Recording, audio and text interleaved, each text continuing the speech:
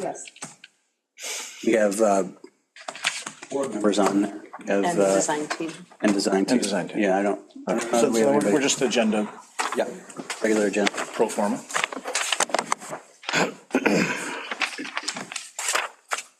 Welcome.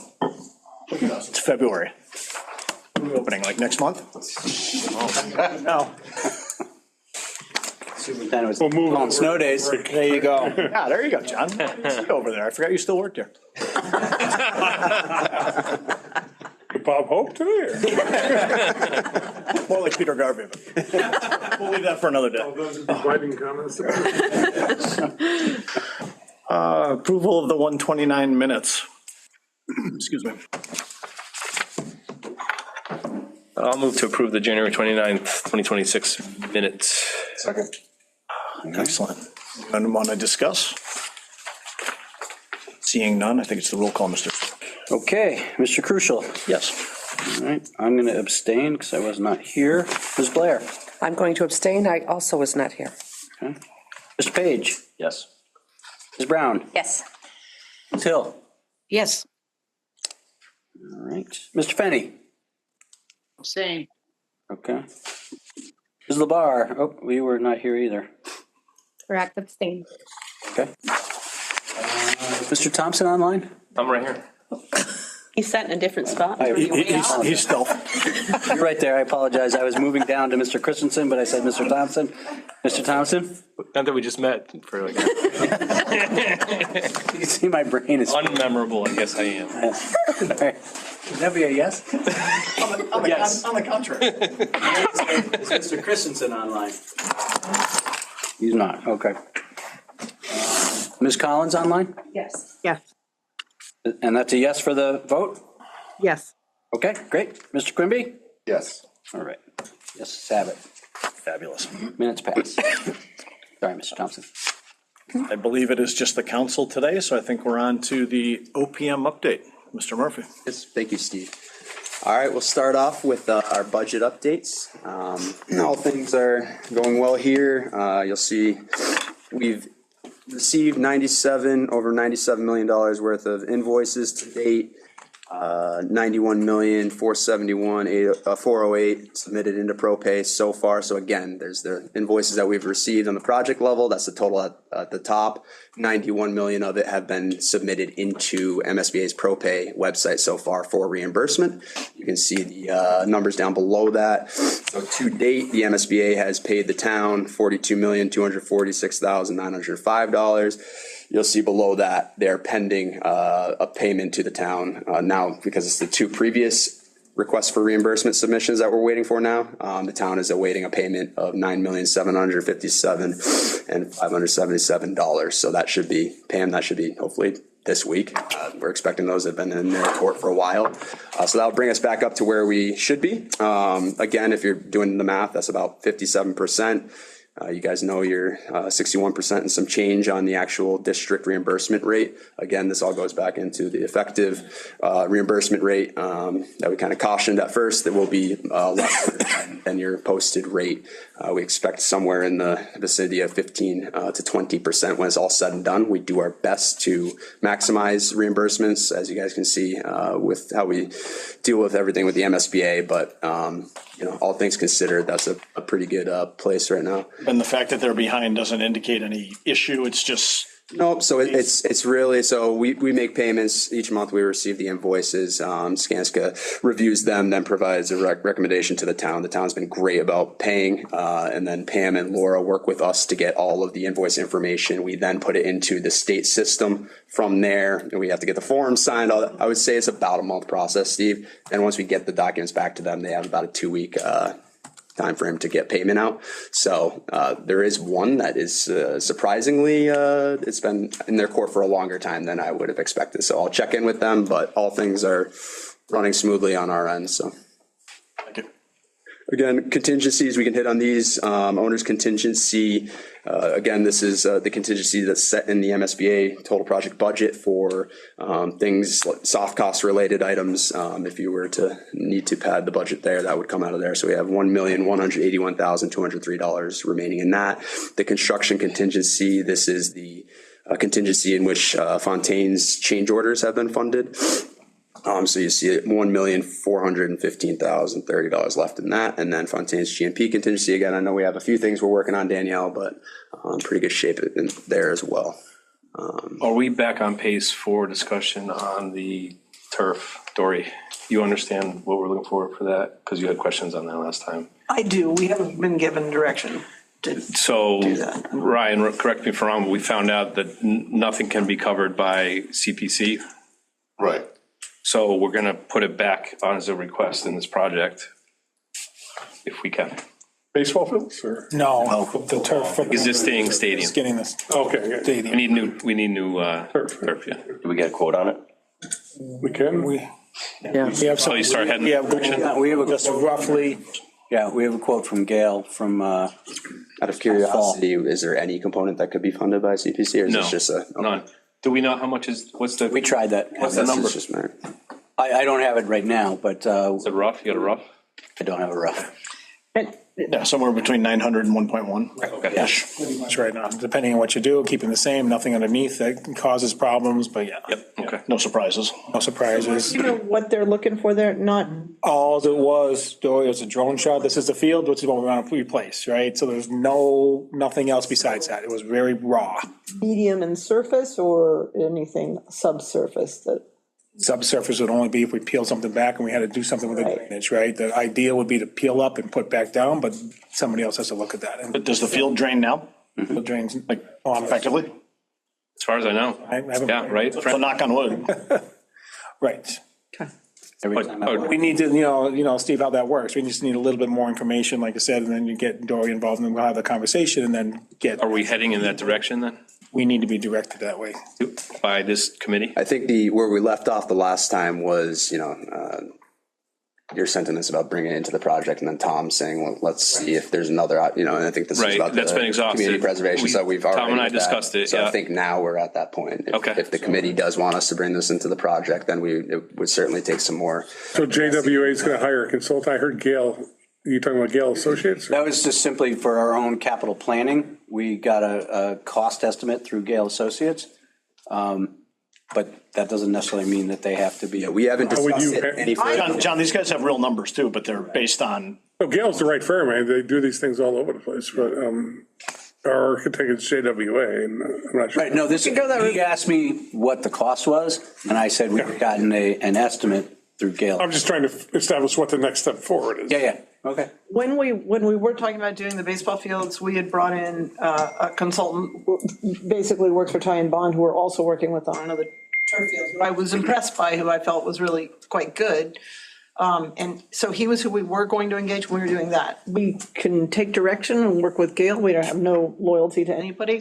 It doesn't sound like it's terribly complex scope, really, hopefully. So my impression would be better to stick with a smaller entity and have them do a little investigation just to confirm. So we might need to do a little destructive demo just to see before we get into it, and then have them give us the spec of what we're looking for. It's like a feasibility. Craig, is this season of staff, or is that kind of what we're thinking? Like if you're going to do it, you would do it for this fall? No, For next fall? Yeah. Plenty of time to figure it out then. I'm fairly certain MSB is not going to, Right. No, we're looking contingencies. Yeah, it's a Understood. contingencies hold up. just so everyone knows, MSB is not going to participate at all. Yeah. Okay. We've done this on some other projects, like in Springfield, we built a new intersection on a job, Oh, wow. and they didn't fund any of it. It was $1 million project, but they allowed you to use your money. And that's what we want to do. Yeah. So do we need a vote of the committee? So we're looking for. I don't think we need a vote, right? As long as that's the general. You'll come back and let us know and we'll decide collectively then. Yeah. We have If I the, share the most recent estimate? Yes, sure, just, I mean, any information's helpful, but yeah, so we'll reach out, we'll find out, what he would recommend as general services, figure out what that looks like, and then, have him brought on to kind of, do the detail, but it shouldn't be complex generally, so we'd rather go that way, I think, than Yep. take on too much. But we'll reach out and talk to him, I haven't done that. press box looks good. Very Great. nice. It's already up. It's up. Oh, yeah. You can't take vacations, Frank. You did it last week? Been working hard, Frank. It's a vacation.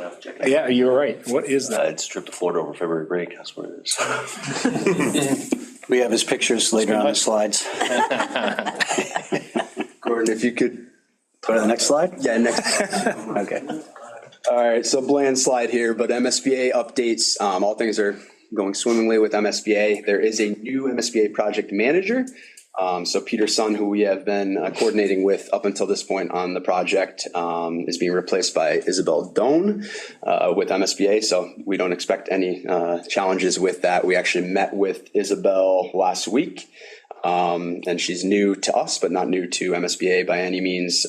So I suspect we'll be fine in that regard. There are several things we just have to bring her up to speed on for where we're at with the budget and what's going on with these budget revision requests that we're going to be submitting this spring. But our team was confident that they're where they need to be. So It's par for the course with MSBA. So I will tell you that during COVID on the Springfield project, I dealt with 7 different project managers from the inception of the project till actual audit. So it's not abnormal to have some turnover there, Steve, for sure. My concern was more so at this juncture and how we've been truing up the budget with this certain individual and everything like that somebody else coming in, I wanted to make sure that wasn't going to pose any issues. Confident it won't after discussing that with her last week. So the pending budget revision request, again, I know this is repetitive. I said to you guys last month, but we're going to keep it on here. The target is for this April to finalize these budget revision requests. So again, at this point, we just finalized funding agreement, bid adjustment. We are now, the budget is set. So anything that you do after that, you need to utilize MSBA's budget revision request form. It's very simple, but it's basically any budget item that you're moving to another budget item, you got to show them and it has to get signed off by the district, all of that. So we will prep those, send them out to everybody. Again, there are the designer amendments. We've got another one today that we will be hopefully approving, and certain other things that just need to be actualized in the budget. So we will do so and send that to you folks for approval. Next site visit is on March 24th. Gordon and Frank will share the invite with you. Isabel said she'll be here in person, so that'll be nice. She apparently lives only 15 minutes away, so. She was excited to be here. That's exciting. Yeah, no, she was, because Peter only made it once, right? Yeah, A couple of times, yeah. so. I was only here once. It's okay. All right, so all things are good on the MSBA side. Gordon, if you don't mind going to the next one. So the school move coordination, so we, the office space lease agreement, everything went fine with that. Tom has confirmed that the town is all set with the lease agreement. So again, this is the Cardamundi office space down on Shaker Road there. So I did not attend the tour, but I do know that several folks from the district, along with Lynn and others, went down there, saw the space, meets the needs of everybody here. So all things are good on that end. The spring move RFP. So we're in the midst of this right now. We actually have a mandatory walkthrough with the moving companies tomorrow. I think I counted 7 who have confirmed, something like that, Gordon. So we're in good shape for that. Out of curiosity, are you planning on being here tomorrow? Yeah, I'll be here. Yeah. Don't know if anybody else. Send out that map. Are you having them come back here, or are you having them meet in the front? We're having a meet up front. So it's in addendum 1 that Victoria sent out. I'll confirm this afterwards, but after speaking with Frank, we thought it made more sense just to have them park up there. They're going to congregate it. We kept it in there that they have to check in at the principal's office. I don't know if you guys need them to, but that'll be easier for us to corral them. They'll all be looking for the same space. So again, we'll be here. This is, I say it's like a formality, but we really use this to convey the message of what we're trying to do here. Fontaine, if you want to be available too, if you are available, feel free to come along. But we'll just go through the specifics of the RFP and what they can all expect with this move, right? The one thing, Gordon, in our RFP for the spring move that I did want to talk to you about, discussing with John, is just, I know we talked about temp storage and the possibility of doing some at the office space. Cardamundi, yeah. So the struggle there right now is just quantifying that space for the movers and getting it, giving them enough information for them to base their proposal off of. Okay. What we think is the best option is, originally we had the scope of the original move was that all of the items that were marked temporary storage were to be assumed that they were taking those in and that they were going to store them.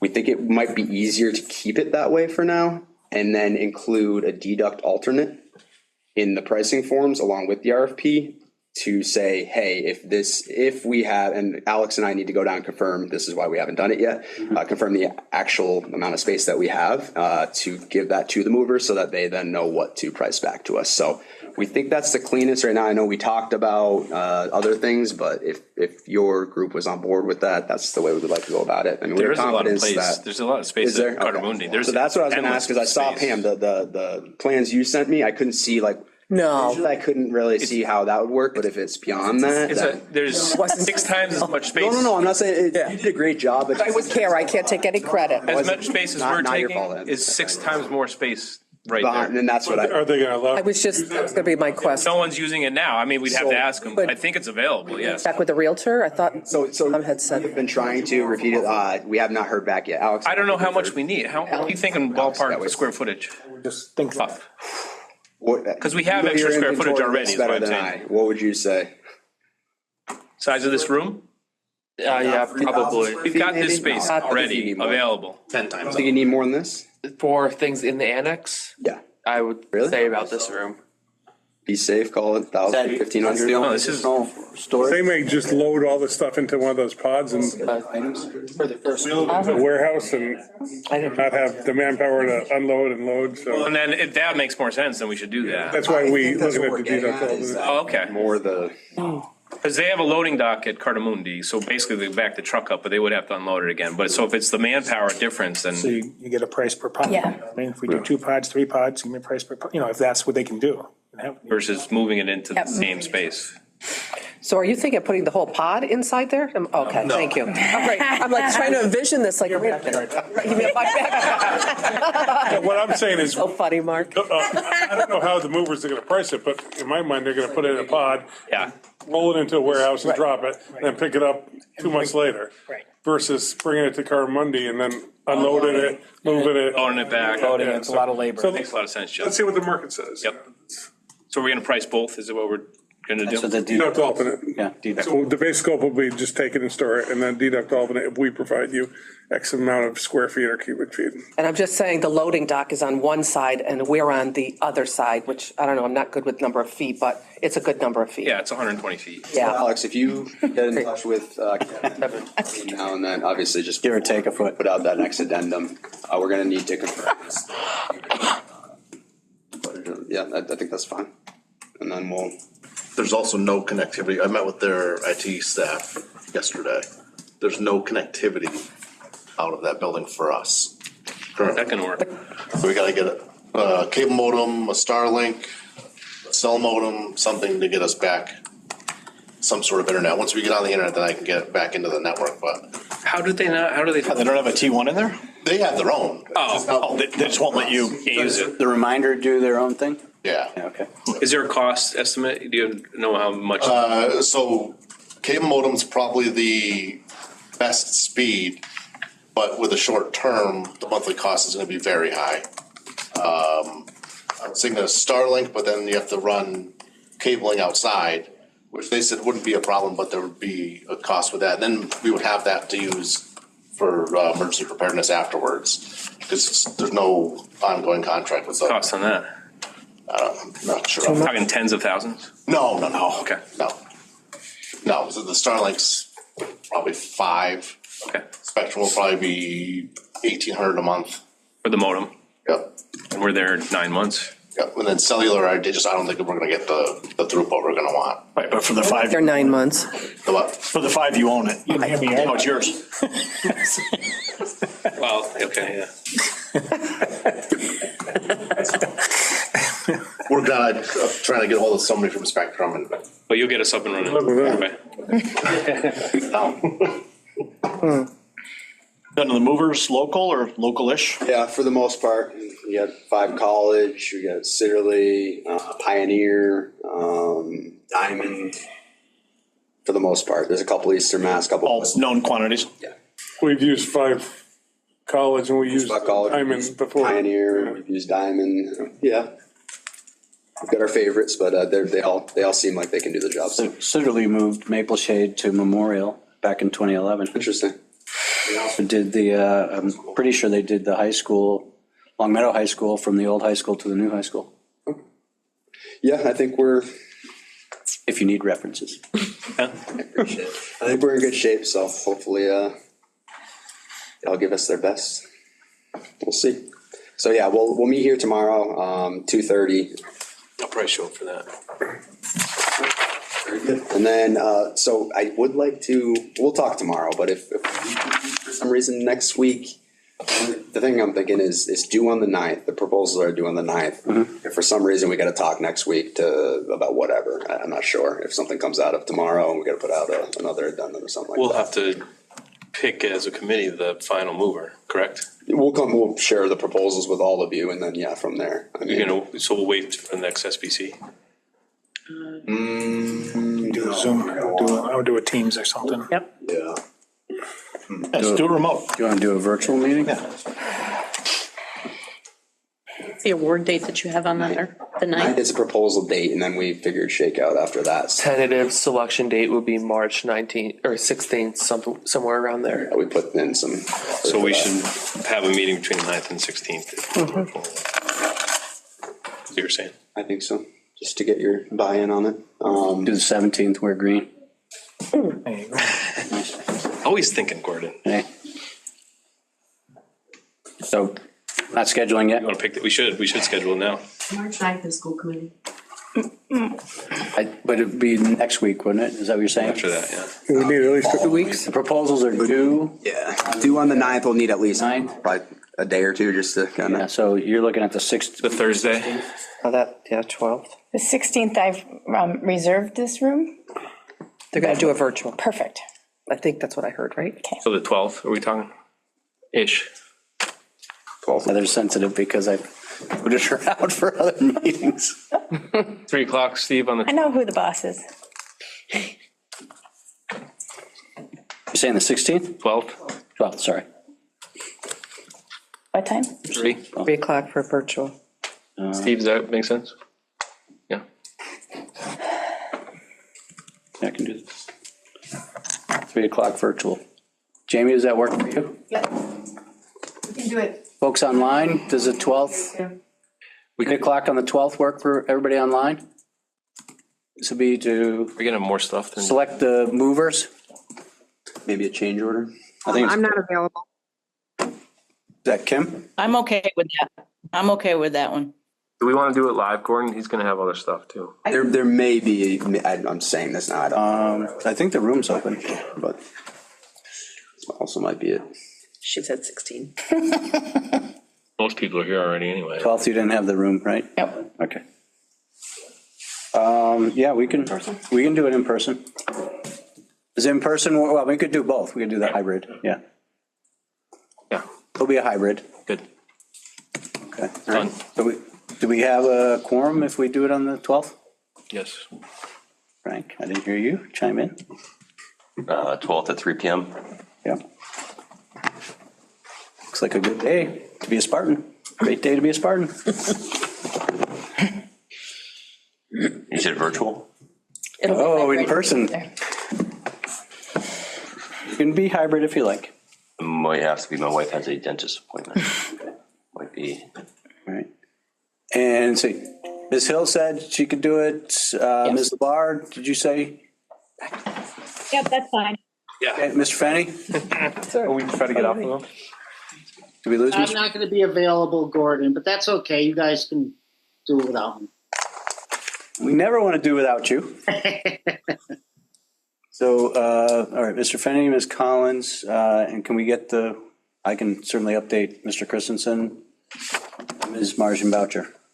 Who else are we missing? That's it. Okay, on the 12th. Thank you, everybody. Thank you for that. And then just to close up here, the summer move RFP, so this is in draft form and we've gone through all the timing with it, but this will be the next focus for our move management group. we're expecting to put this out in April. So it's going to be pretty quick here. We'll get back the proposals and shake out the spring move, and then basically be issuing out the summer move RFP. So we'll continue to work with the move management team, schedule meetings as needed, make sure that's all in good shape, and continue to report back to you guys. But everything's fine on our end. Next, Gordon. So we had another snow day. We're still good. So we can bring that up now. No, if we can leave it, we can leave it. That's fine. Okay. Do we want to wait till we I'm going to go remote in June, I'll take that. The state let us go remote in June. Who do I got to call? Governor Healy. Okay. Ben, are you all? Gotta get to the snow I in am, June yeah. if we're going to do that. So Yeah, I just wanted in to, terms of the prevailing wages, so I apologize for not getting back to you. We are all set in terms of, yes. Okay. We are all set. What happens is we have right now the active prevailing wage schedule. date on that. And so it's actually, we're due for an update in the next couple of weeks or so. We're gonna update those and because I mean, we're doing it for the move anyways. Might as well, okay. We'll put that out with addendum. So do you guys request it, or do you need me to do anything? So when You're all set. when Fontaine comes on, in order to get the prevailing wage raise for the project, all of that. So we needed to do this back in 2024. This was when we did the early release packages, way back when we needed to have those on file. Yep. So you request them at the beginning, and then each year after that. Yeah, once a year, okay. So we're on our third iteration of it, I think, or second, whatever it is. We'll be on the third. So I will share the new updated one with you. I didn't want to send what we have active because it's going to change this week. Yeah, okay, thank you. No worries. All right, all set. The only other thing we did on the agenda, it'll come up naturally. Dory, you can jump in here. I was going to talk the energy incentive, the stuff. Yeah, that'll do you come want in to, later. I've got that ready if you want to. If we wanted to talk about it now, that's fine, yeah. So Gordon, you had asked for us to put back on the agenda, kind of a game planning for how the town is going to be able to utilize the energy incentive money that's coming in from Mass Save to help offset the presumed deficit that might be there because of lack of PV and all of that. So we all know where we're at with that. So in doing so, Kim and I have been going back and forth about how we do this, right? So I don't know that everybody realizes, why don't we just step back? Sure. That Eversource, because of, just given the history and whatever, the credits we're getting through Eversource. Yes, so the credit, actually, let me pull up the information here. So as part of the whole building and centered energy incentive program through Mass Save, the project entered their program, and we essentially need to meet a EUI energy usage intensity. I always forget the EU, but basically there are metrics for energy efficiency that your building must meet by going into this program. So early on, we come up with the model, and we actually, the town partnered with a consultant, Slipstream, who works alongside the town and with Mass Save, with National Grid, essentially the utility provider here, to do the engineering services that are needed to verify all of this. And essentially what they're looking at is the performance, the EUI for the whole building, but also the heat pump adders. I think we're on there. VRF, I believe, as well. So there are, and I can share with the committee after this what the table is, essentially the breakdown of what you guys are getting. I shared the numbers in the past. But basically by completing this process up until this point, we are already guaranteed $1,039,520. That payment will be made to the district upon substantial completion, so this year. And so that's what got us talking about, okay, this money will be coming into the town. We also have the situation currently with National Grid and the DG application. We're not sure. It's entirely likely that Fontaine will do everything by the plans and specs and have that system ready for operation, but the utility provider might not be there. So preparing for that, we just wanted to make sure that the budget was whole. And so. And what's the implication of that? So we had expected that the PV, the credits were going to pay for about 30% of the annual usage. So about that, and we're getting significant money. So this will certainly support that, the Mass Save money. But I think the plan was just for the near future, right? Until you guys get those credits, and then that's going to start paying back. But the situation we ran into, we assumed, hey, Mass Save's giving the town this money, and now the town can utilize that money how they wish. Kim, looking into it, found guidance from DLS and other statutes that seem to indicate that you cannot set up a revolving fund with that incentive money, and you instead have to use a stabilization fund. So this was all new to me in terms of what that meant. So I reached out immediately to the consultant. I figured you must deal with this all the time. She shot back, actually, I haven't specifically dealt with this. The town of Wayland has, and she offers they set up a revolving account. And Kim, I know you saw that, and Kim was she's all over this. I don't know what meeting you were in yesterday, Kim, but she jumped on some DLS meeting and was able to actually ask the question specifically about this project. And Kim, correct me if I'm wrong, but it sounded as though the revolving fund is a non-starter. You're going to have to set up a stabilization fund? Yeah, there's an Ask DLS law where you can speak with one of the attorneys. They do it a couple days a week. So I ended up speaking with somebody at DLS. And, other towns can set up revolving funds. They may not be legal, but I try to make sure I'm getting all of the appropriate information before I do that. Their answer was a revolving fund specifically, you cannot use net metering credits or energy credits into a revolving fund.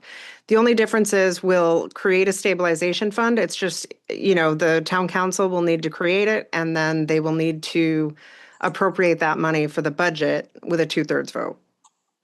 So it'll be part of the budget setting process. I think that's accurate. Our original question my question, Kim, to Olivia was, the net metering credits, it seemed pretty, I found information on that as well, which all made sense. But I thought that, our credits might be different, to which she said they are distinct, but it sounds like the energy credits in general per DLS, you can't set that up. So yeah, we're in the same place. So, Cam, so it sounds like this is largely a procedural issue as opposed to a problem. Right. Yeah, it's not a problem. I mean, any of the fund will be set up in a way that any money that we receive from the energy credits will go into the fund, and it will sit there until the PV is on the roof and it's completely functional, and we can appropriate as much as we need for that 30% deficit, for as many years as we need to until it's fully functional. And then what happens with the rest of it, Kim, if there's money left? The rest of the money rolls into the general fund. So any of the energy credits were general fund revenue to begin with. And this is just something we're doing to allow us to put it aside so that it can help with these deficits. And once we no longer need it, it'll just roll to the general fund. Okay. And Ben, you had stated the first payment and then there's a second payment? Yes, and so the second payment comes upon completion. This is called phase 2 occupancy. So this was, we'll get into it with JWA's amendment, but this was actually what I had asked you guys about, the verification team and bringing SMMA on to make sure, it's basically checkpoints after the project, right? You get your data, they basically have to review that. If there are any discrepancies in what the information was versus how the building is operating, then SMMA will try to troubleshoot that and find out what the issues are there. But really, it should just be that verification level, and you kind of need somebody at the engineering level to put that together. So that's not a basic service story. This is something that is required as a part of the Mass Save process. Yeah. Has to be provided. So Steve, if you recall, you had been pestered originally by a consultant who provides these kind of services and knows very well so, and is one of the... Pestered you and me too. Yeah, so we thought... I handed them to you. Yeah, to be honest, I thought that maybe hopefully Slipstream, who was doing the initial engineering, maybe they were involved with that, and they very clearly said, no, we are not, but we could throw a number at it. At that point, I said it probably makes sense for us to start with our design team. And I think that, it doesn't seem like it's yeah. And it's the same people who essentially, you have the energy team does the energy model in the first place, and you're really verifying that the energy model was accurate and where any. I'm just teasing you on the answer. But that's $289,000, so I guess that's less significant, but still significant. And that money gets paid out after you've gone through that verification process. So. You mentioned Fontaine and the execution of the work? Are we looking at a slippage in the PV or? So this is completely on, I don't know, it's completely on, yes. It's in National Grid's court right now in terms of the DG application. And our concern is we just recently had some revisions. They added a transformer. It doesn't seem like they're where they need to be at with us opening up. And, you know, at the end of this, I don't think it's going to be there, Steve. That's speculation, certainly. We can try to find more information. I know that your team has been in that door. Kind of a constant process where, you know, your design package has to go through an engineering review. They sit on it for a long time and then say, you know, we need more information. And then they say, if you don't give us information, we're killing the whole thing. And then you start over again. But they haven't been able to kill that. We've gotten the information into them. And it's been a constant process of, you know, kind of whack-a-mole process with them. It's a common problem with all school projects. Many projects say it can take 2 years to get this done, and we've been pretty consistent on it. Hopefully it's starting to speed up the process.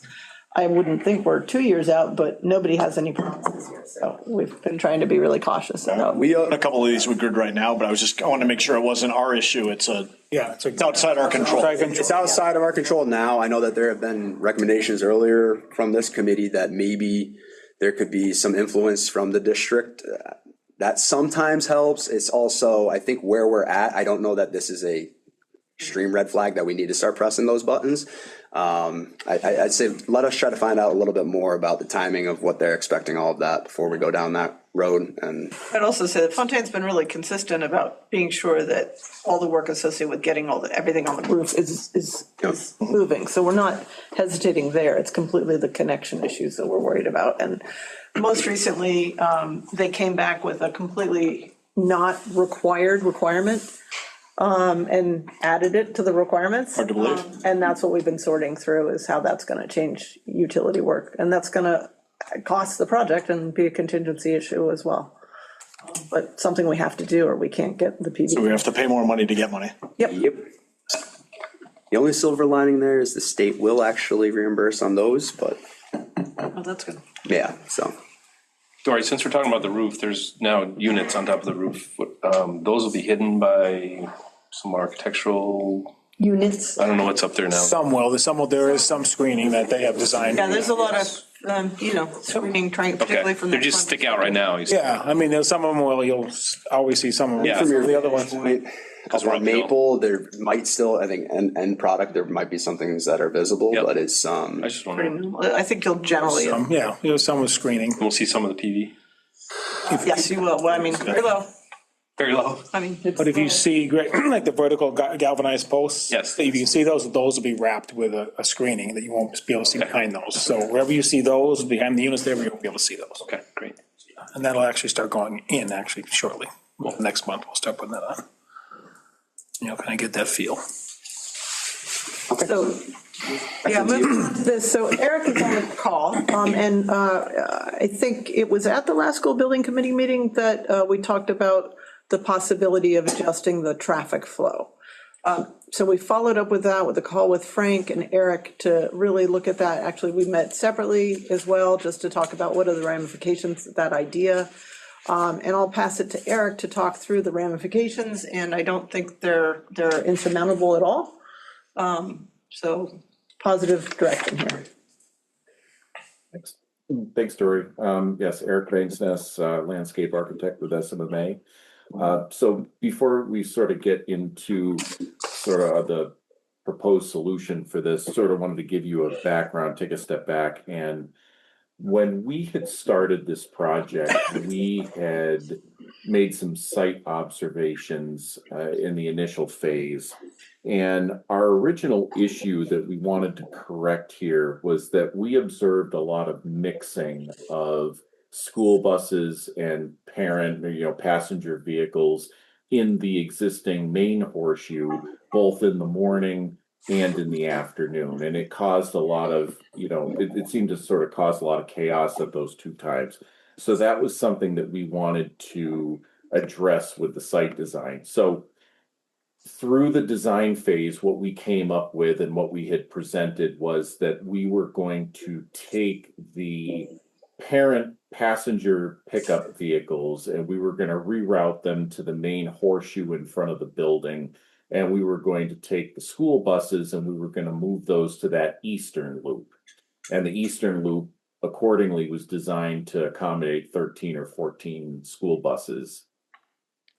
So in doing that, part of the reason that we elected to go in that direction is because we didn't feel that the passenger vehicles were going to adhere to a requirement to use that eastern drop off. We figured that if we sort of proposed, the school buses in front and the passenger vehicles to the east, that you'd end up with the same problem that you have today. So that's sort of some of the thinking there. We did incorporate an accessible drop-off at the front of the new high school that is just to the east of that crosswalk that you see leads from the staff parking lot to the main entrance. That's for, shorter school buses and accessible vans that need that flush drop-off. So again, these are just things that we incorporated into the design. When we had first made the site observations as well, we had noticed that even at afternoon pickup in the existing parking lot, approximately 20 to 25 cars maximum stacked in that existing parking lot. So that is sort of what we were thinking in terms of, how many cars were going to use this new loop at the front of the school. We were sort of aiming for that target. Frank has since given us some numbers that are forcing us to rethink that a little bit based on what you're facing out there now. And then, of course, we had talked about, we had added a couple of swing gates at the student parking lot, those two egress points to the student parking lot, so that the school could control student vehicles from exiting out into the bus drive and, that eastern loop until the school buses were released in the afternoon. You're going to close both. And Eric, can I stop you right there for a second? Yeah, go ahead. I just wanted to ask Frank, you're going to close both those gates? So, no. The gate towards the middle of that loop is the one that we've been closing this school year. The one at the end of the parking lot, we keep open at dismissal because it's been a parent loop. So we would like to keep that as a parent loop and keep that one at the end closed. The one in the middle and then the one connected to that front loop are the ones that kids can't access until after everything clears out. So the kids exiting will intertwine with the school buses? No, because I want to keep the buses in the front loop. Oh, we are keeping buses. Okay. And we're going to keep, so what's going to help with keeping parents out of that front loop is where you see that little green spot, which Eric's going to hit on. But it's worked well keeping the buses in the front and keeping the parents on that side loop. It should get better next year where that side loop gets extended so I get more space. Mm. Yep. And also when he talks about with the green thing on there. Because that exit is tight on the east exit of that loop. To think that we could send buses out there, I was worried about, but you're putting them on the west loop now. Yes, we can keep them on the big. Yep, no, I agree. I didn't even think of that piece. So tight up there, even for cars. Yeah, so keeping cars in that bottom loop and keeping buses up top helps in a number of different ways. One is students crossing Maple. Mm-hmm. So most of our students, when they walk, they go across Maple right at that top loop. At the west one, west side. At the west one, yes. If you introduce parent cars into that turning right, Mm-hmm. it gets tricky. If you don't have any parents in there and it's only buses, it's very easy to manage because all the buses exit at the same time.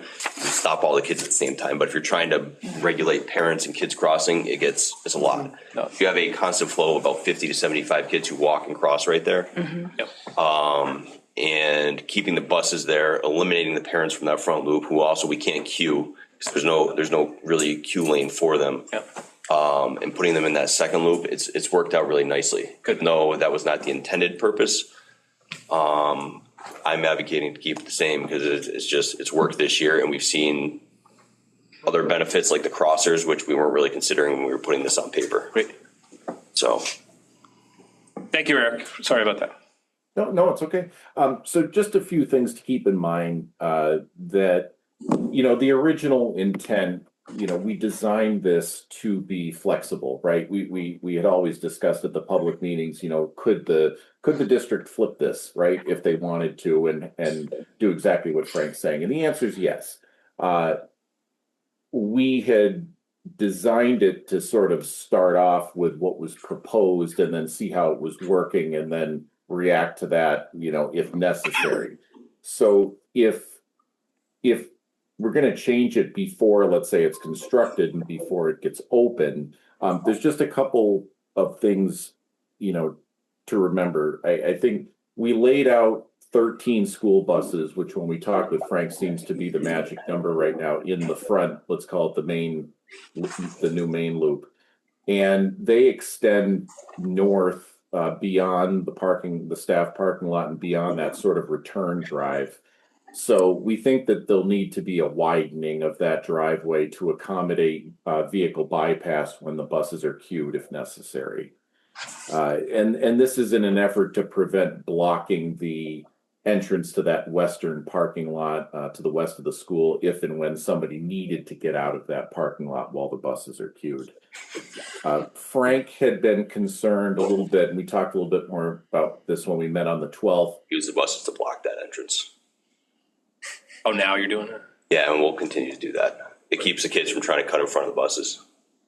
They'd have to come into the loop anyway, though, right? Offices, you mean? Wait, which Talking the green one? Eric, which one are you talking about? Talking the green one, I think. Central.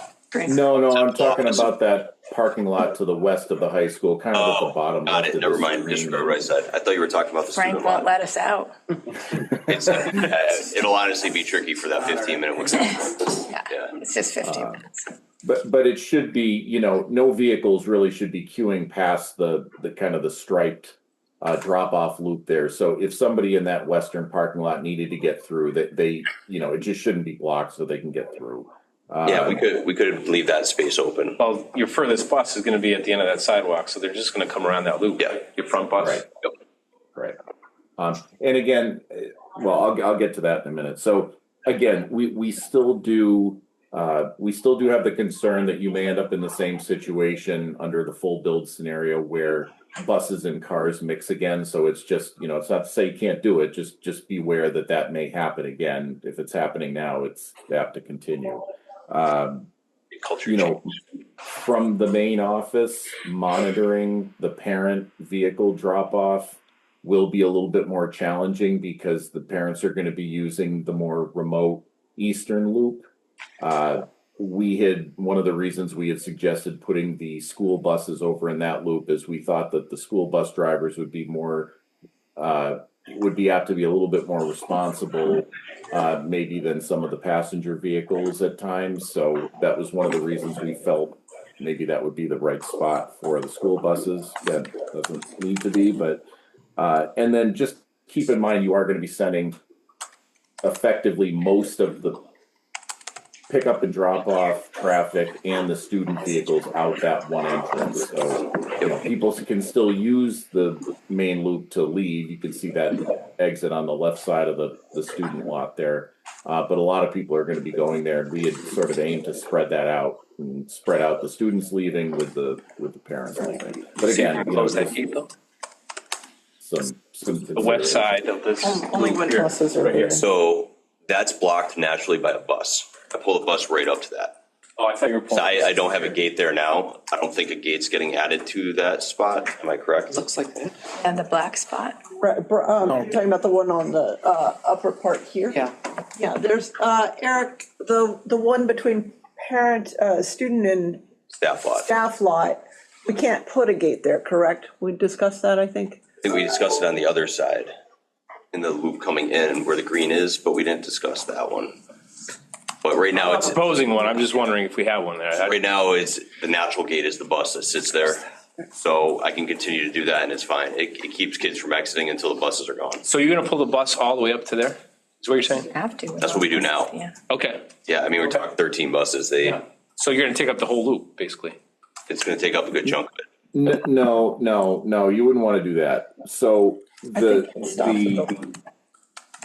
we could discuss a gate there, but the buses, the queue for the buses in the afternoon, if you switch it, should stop at that crosswalk that is adjacent to the front entrance to the building. Behind that? Yeah. Okay. It's right from there to here. Okay, so Eric, if you're recommending to stop the buses there, then I would need a gate in order to keep the students from cutting off the buses in that loop.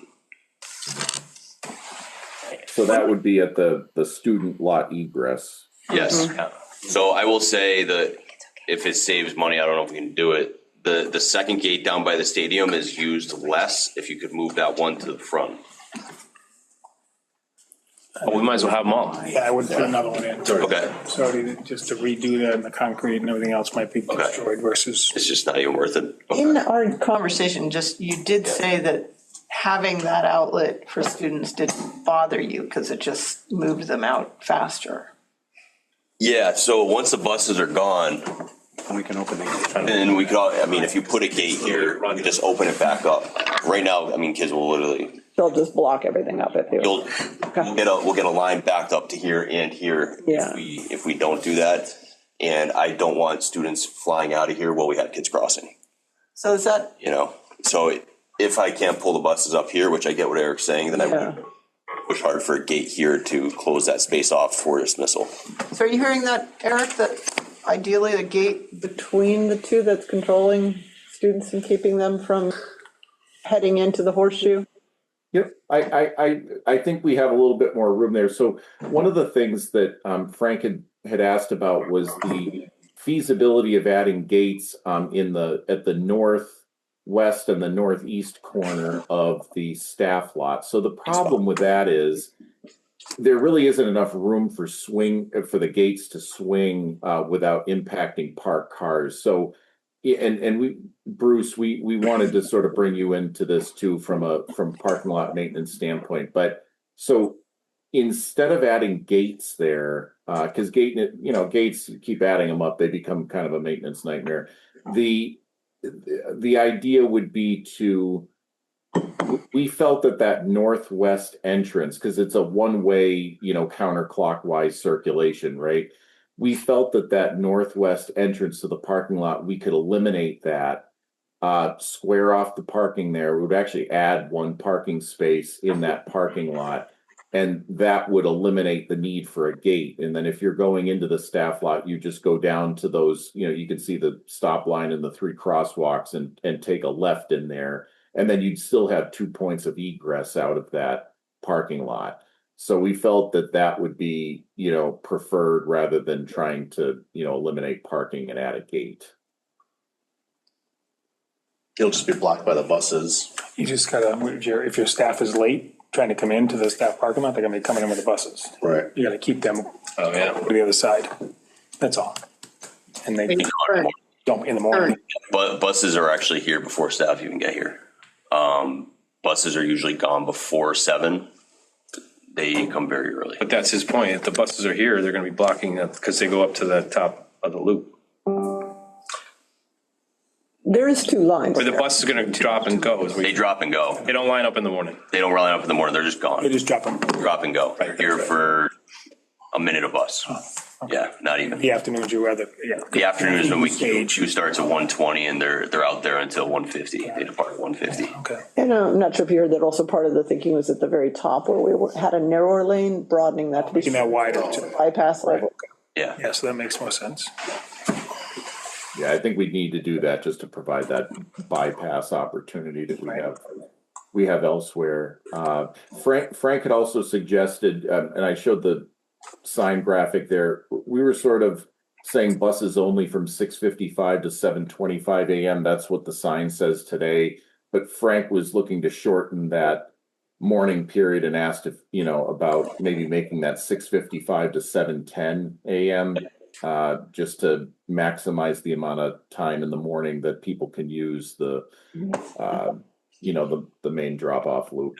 Yeah, the buses are gone by 7:10, so we're not really holding them for any other reason at this point. And right now, that sign reads that way, but we have cars pouring through that time to drop off their kids in front of the school between 7:10 and 7:25, and it's fine. That's what we're recommending to our parents. So to reflect truly what we're doing, it should just be 6:55 to 7:10. So Frank, are you saying that during they'll be able to use after the buses, that main loop and the parent loop, or are we still gonna try to get people to all use the parent loop to the east? In the morning. In the morning, I'm fine with either loop in the morning, because after That makes sense. once you. Well, do you want to create habits though, is my only question with that? So if you start allowing parents into that front loop, they're gonna. That's where they're gonna go. So right now, the communication is, and I'll say the most of them are fine. In the morning, they can drop off in either, and we have parents who drop off in both.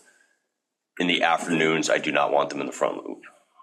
Just because the buses are queued, kids are all exiting at the same time, and we have kids crossing, right?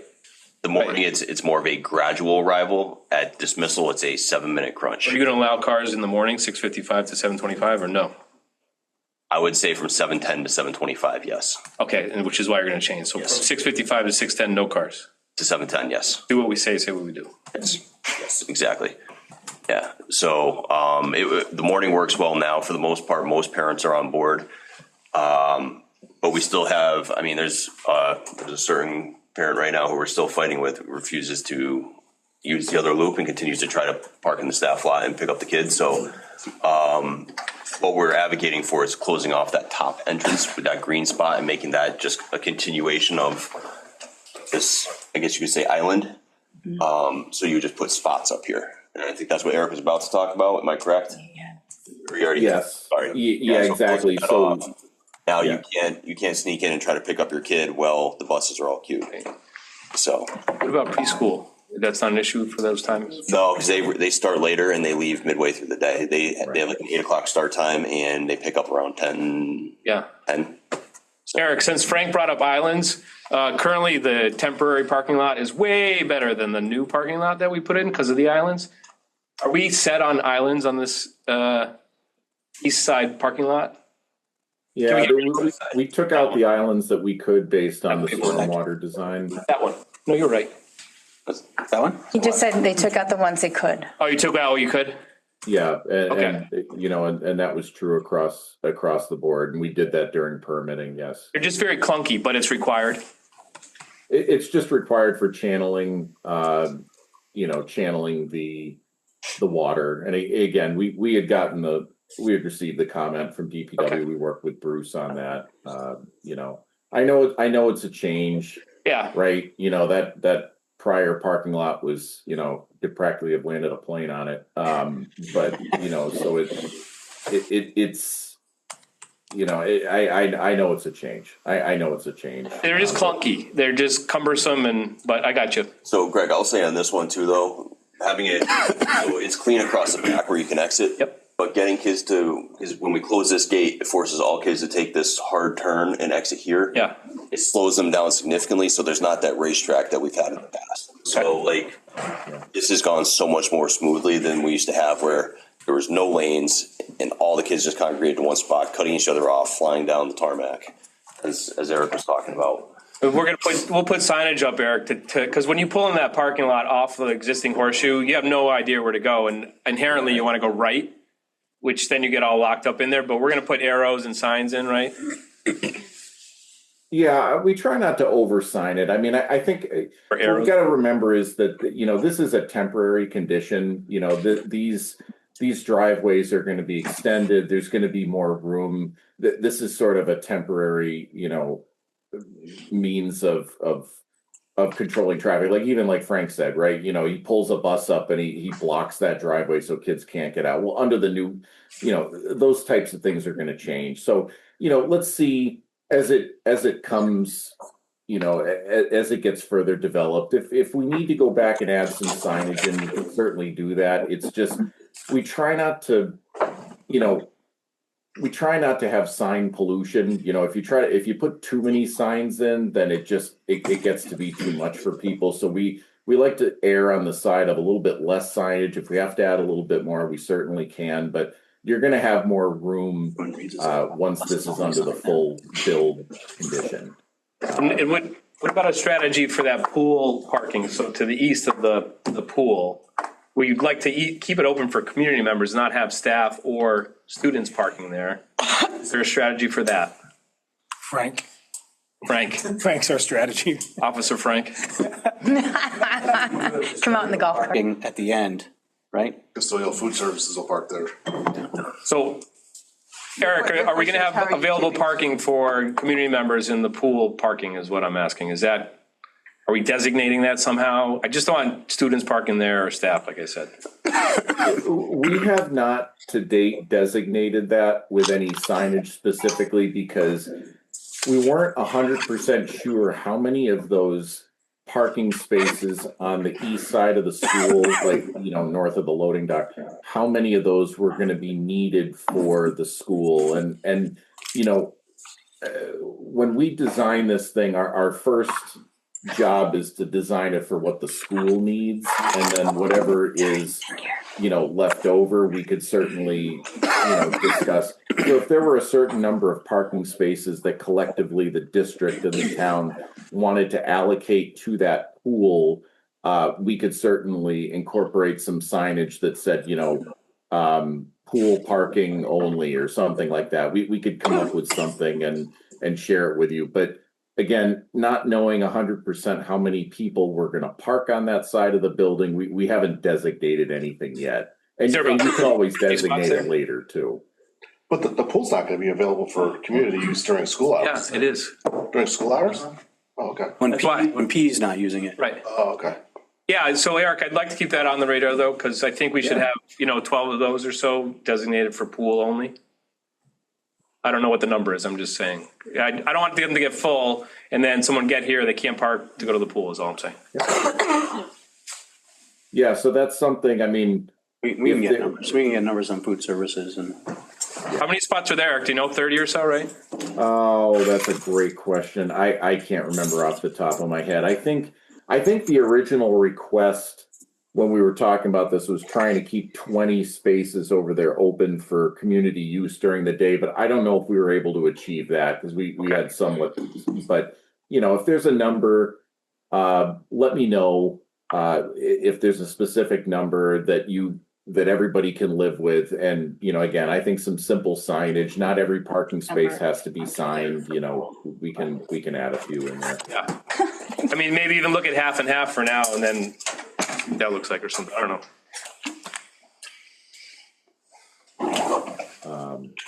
Just be reserved. For pool only. We're promoting it for retired folks to come and use the pool. I don't want them to get here and not have a parking spot. That's all. Yeah. And we could put like a little sign out at the entrance to service that loading dock drive, before you take a left to go in there, and you could just put a little sign with an arrow that says, visitor parking, with an arrow or something like that, or pool parking.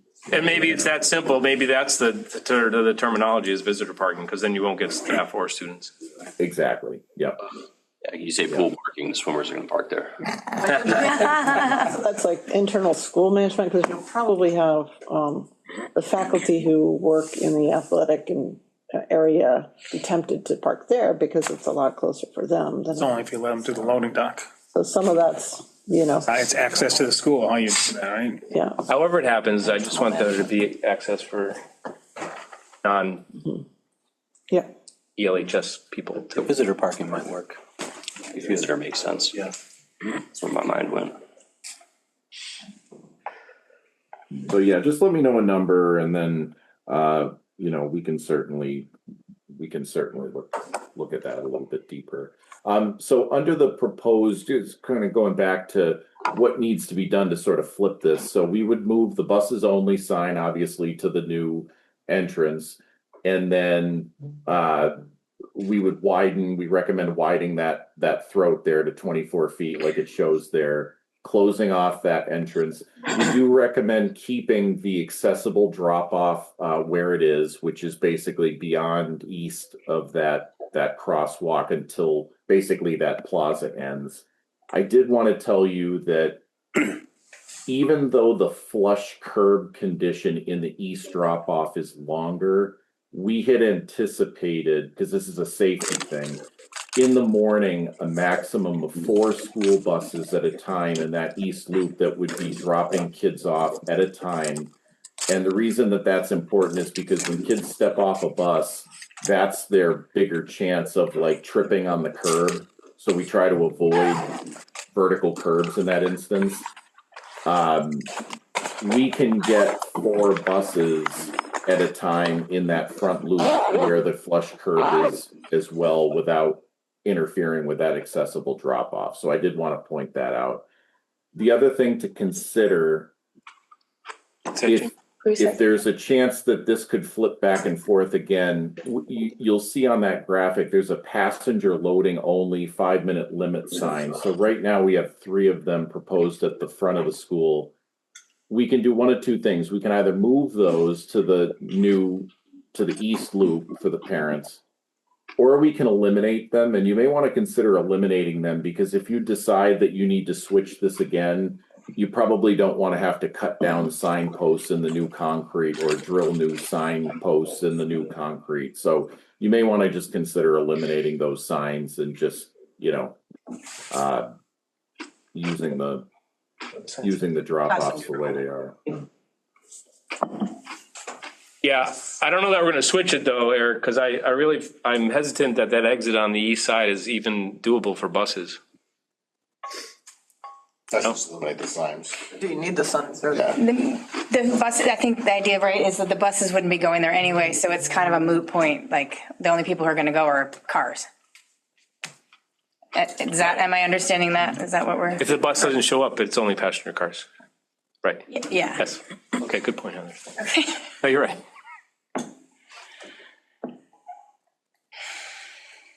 Okay, so it sounds like they can be eliminated. I think that's good, because in the end, should you have a meet or whatever, there's, there's why put conflicting signs out? Yep.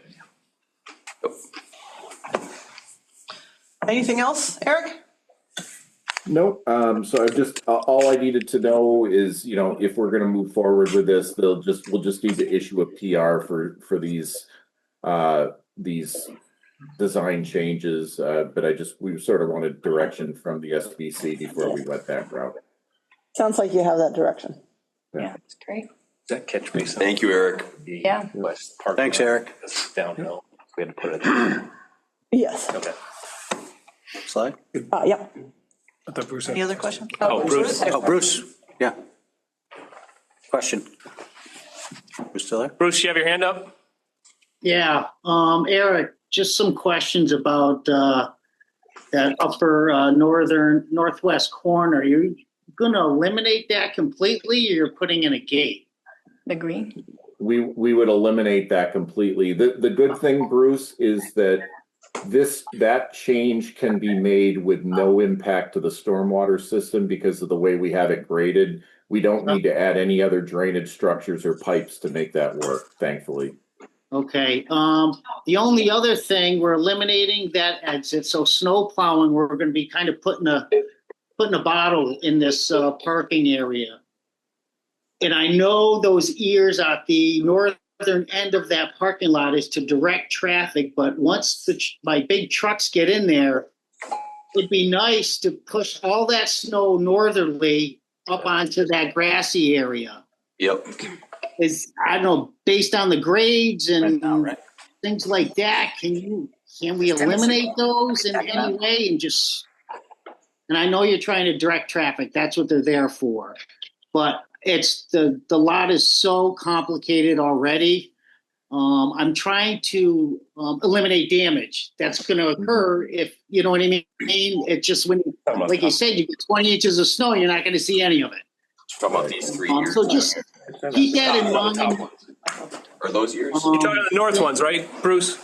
Yes. Those skinny ones. I know the stormwater is flowing downwards, and I know me and Eric went back and forth on the whole parking lot design to try to eliminate a lot of this, but we need to direct the water into the BMPs and things like that. So help on that, Eric, would be appreciated. And also keep in mind gates during the winter time, plowing snow, things like that, they're going to get bent. So I'm just warning you all now when it comes to snow removal. So I know there's one right now. I would suggest not adding any more. Just my opinion. The only one we're looking at is the one between the student and the staff parking lot. Right? Bruce, any other ideas on how to block that temporary if we don't go with the gate? Can you block it permanently? I guess that's the question as well. Not that one, you can't. I don't think we'd want to eliminate. That's I don't know across the which middle. one. Which one are you talking about? Between the two parking lots. 3 gates. Between the parking lots, Bruce. Oh, okay, right there on the outer loop going out onto Maple Street. Yeah. That's the only gate right now. Well, no, there's two here. Good, you got your cursor? There's one Sorry. over on the other side, Sue.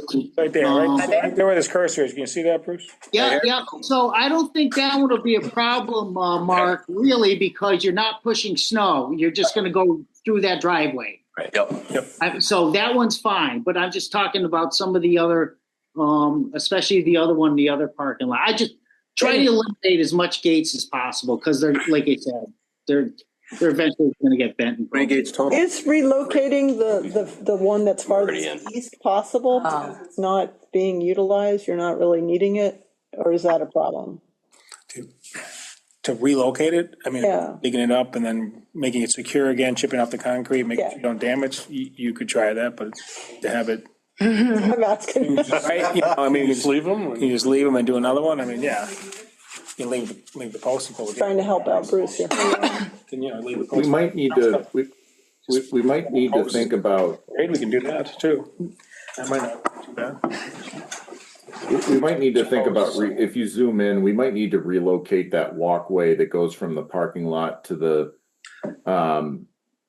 in order to add a gate there, but we'll have to take a look at it. Bruce, a couple things on that staff lot. So there are, once you're in that lot and you're going north, that's just striping at the north end of those rows. So there are no landscape islands there. It just goes straight. One thing that we could do if you want, actually a couple things, where I'm showing the green in that northwest corner, instead of creating an island or instead of creating like an L-shaped bump out there, we could just keep that a 90-degree bend and stripe it. And then the other thing that I'm thinking of, maybe that's a spot, if you're going to be pushing all the snow up there, maybe we just do like Mass DOT sloped granite edging or something like that, which would allow you to, you know. That's what I'd be fine with Cape Cod berm throughout that whole parking lot. It's Cape Cod. What's that? They get destroyed. Yeah, the Cape Cod berm will probably get ripped up. But we could think about, like, I'm sure you've all seen it, the sloped granite edging, which is basically like a 45-degree angle granite piece that Mass DOT uses. We could put it on that northern edge so that, you know, the plows, it would still hold the pavement in place, but the plows could push right up, you know, onto the grass there. We could look at that. Can the front tires of the truck go right up on that, Eric? Is that how that works? Yeah, it can. I mean, we always use vertical curb at schools because it stops students from doing that too and cutting across the grass. So that's something to keep in mind. But again, you know, I'm open to that. I mean, I don't really think many kids would do that here. You could have a curb on the horseshoe anyway, right? So even if you come off.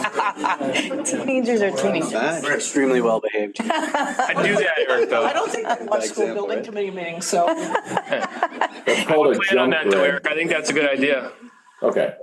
Yeah, so we can do that. And Bruce, like I said, we can, instead of curbing that corner, we can just make it a 90-degree and stripe it. And then you don't have to worry about that thing sticking out either. So Perfect. Shove it all up there. Okay. Perfect is right. Yeah. Thank you, Eric. Yep, of course. Next. Okay. On to you, Frank. You want to introduce this and then I can provide. Okay. Yeah, so we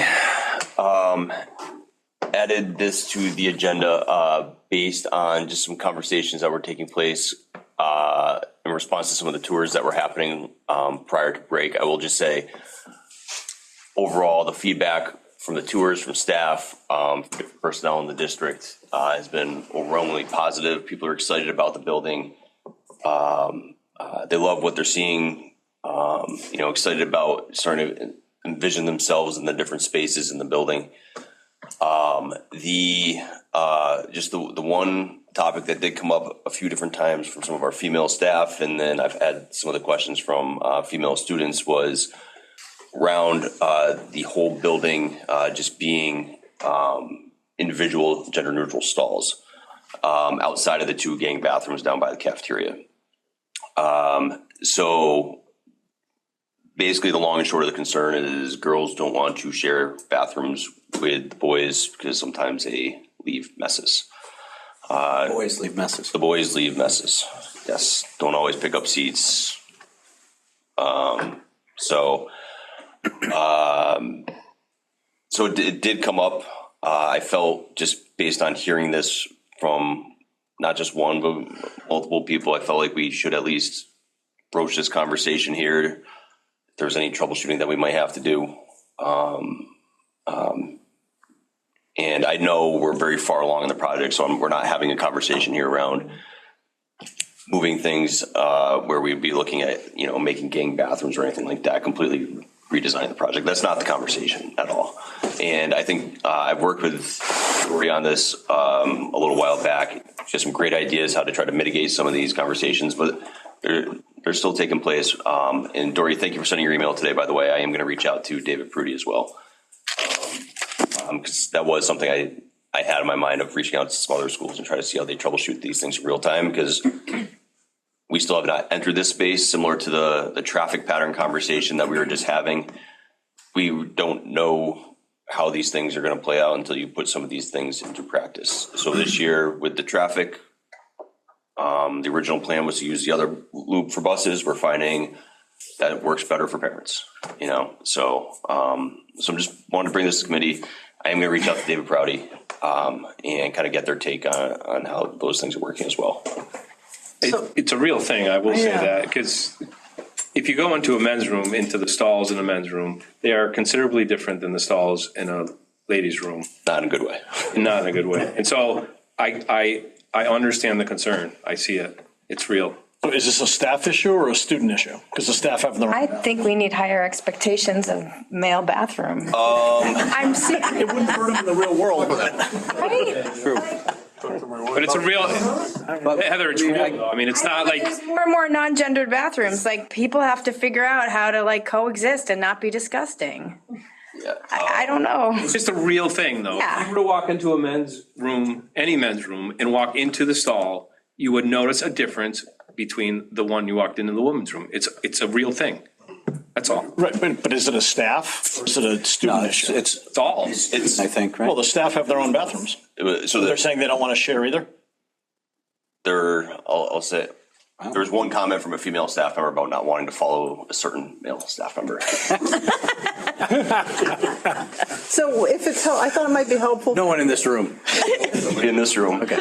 I thought it might be helpful to kind of, like Eric did, step back a little bit and give you an overview of where the bathrooms are, how it differs from your current condition. And then, so there's this slide and then multiple slides showing close-ups of each condition so that you at least have everybody. Because I think one of the hardest things is. Switch slide decks to do the No, close-ups. I think you have them all. You should be good. No, I didn't add them in. I already did. If you pulled the latest presentation. You're the best guy. Great. I don't know that I did, but we'll see. Then Murphy lead us. And I tried to do a quick count here because I also think, it's what you find when you take people through that it's like, wow, this is so much bigger. Everything's different. So it is also really important to recognize how many more bathrooms there are than there are currently in the school. And also that we did make an investment in this individualized bathroom approach, which was a higher quantity of bathrooms as a whole, a higher quantity of fixtures as a whole. So remember when we go back to that. So just as a whole, I'm showing all the fixtures areas in red, but we're separately signing different rooms and separately locking different rooms so that there are a significant number of individually staff keyed toilet rooms. So there'll be 10 in total that are somewhat sprinkled around so that every cluster of faculty have a way to get to an adult-only bathroom. And we have made some adjustments even from these plans to allow those to be more immediately accessible and less within the sort of gangs of groups of student toilet rooms. So just to make that a little bit easier for faculty. The other thing is, remember, there are ADA requirements. So we also have spread throughout ADA individual restrooms. And an ADA toilet room is, you have ADA stalls in the gang toilet rooms, but you also have ADA individual rooms. So it's tricky when we start thinking about, well, if you change signage here, what are you doing about that? And so we'll go through that. But remember, you know, our goal as designers is to be as universal in our approach as possible. So we're also trying to think about that. So in the gendered stalls, the big bank right in front of the auditorium is where, and in the locker rooms, that's where you have the traditional gendered ganged facilities. So total number of 10 male and 13 female in each of those spaces. And then you have spread throughout the school a total, as by my count, of what ends up being 23 individual student-accessed toilet rooms throughout the school. 23, 7 of which are ADA. So if you go to the next screen. So this is the typical condition, generally speaking, of these individual clusters, where what we tried to do is provide a locked faculty facility. That's the yellow one in this little grouping. And then there's a series of 4 to 5, 3 to 4 individual student toilet rooms, and then one that is a student, and it's essentially a universal toilet room that is ADA compliant. So I frankly would guess that actually would also be used by visitors to the school as well, because they're not going to go looking around for an adult to help them. So this is the A-wing group near IT and central office. It's kind of south of central office, near the art corridor. So you can imagine parents coming in for pre-K, they would probably also go in there. So Are the student ones student only? Is that why you're saying that the adults would only go to that one? Is there signage on the doors? there's no signage. These are just, Okay, this yep. is a hallway that you can enter from either direction. In that hallway or near it, very near it, is also where the bottle filler and fountain is. So generally It's the cluster that we're gonna have, that door for the field right there, this is the one that's gonna be accessible. the red one is Oh, the. No, he's talking about the cluster. accessible, but like after Entire hours for the cluster. fields. Yeah, by the whenever the auditorium. custodial, we allow that, that would also, certainly you'd have adults coming in to use that. So you may have multiple adults, multiple kids, families, et cetera. So, they're all generally designed to allow people to have choice, to have their individual restroom to go into. We typically put the changing table in that ADA red one, because that's a larger room. So you have this kind of choice situation happening, and there's also 2 ways in and out of this hallway. So it becomes a utilitarian hallway. There are extra wide hallways as well. I think they're roughly 6 feet wide generally, 5 to 6 feet. So they're a little bit more comfortable as well, and the whole area is tiled separately. And then you also have vape detectors in all the bathrooms, and that's kind of tied into the BMS system as well. Are they in the staff bathrooms as well? They are currently, but whether you choose to operate them, that's because, remember, we didn't. It's also illegal We for have adults staff to smoke bathrooms on after school fact. property. Yeah. Same law for everybody, Frank. Universal vape. Yeah. That's the thing. So that's. They'll be operating on weekends when we have those open for the fields. So in the next slide, so that was just to give you the overview, because this is the condition that's happening. So you have the same thing happening. This reflects the D-wing first and second floor, essentially very similar parallel idea, same basic idea. The doors have slightly changed for the faculty room and the keying, but you have this approach in the academic wings where it's a cross between 2 sides of the academic corridor, so it also becomes kind of a pass-through. So we expect this to be a fairly routinely moved through space.